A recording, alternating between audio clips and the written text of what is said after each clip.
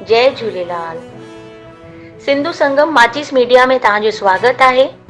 हीअ ख़बर कोरबा जी आहे, जेका छत्तीसगढ़ जी ऊर्जा नगरी, कोयले जी खान ऐं हसदेव नदीअ जे किनारे ते बसियल सुहिणो कोरबा नगर। कोरबा नगर में सुहिणे सावण जो आयोजन कयो वियो। कार्यक्रम जा आयोजक पूज्य सिंधी पंचायत ऐं सिंधु महिला मंडल हुया।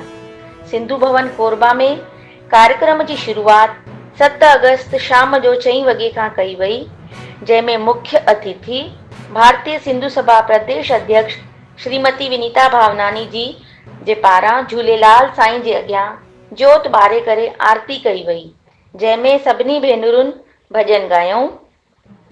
हिन कार्यक्रम में क्विज कॉन्टेस्ट, 1 मिनट शो, सावन सुंदरी कॉन्टेस्ट, सावन लकी, सोलो डांस ऐं ग्रुप डांस जी प्रस्तुति ॾिनी वई। सावन सुंदरी कॉन्टेस्ट 3 एज ग्रुप में रखियो वियो हुयो, 60 खां 50, 50 खां 35 साल ऐं 35 सालनि खां पोइ जेके हेठी उमिरि वारियूं। सभिनी भेनरुनि ॾाढे उत्साह सां भाग वरितऊं।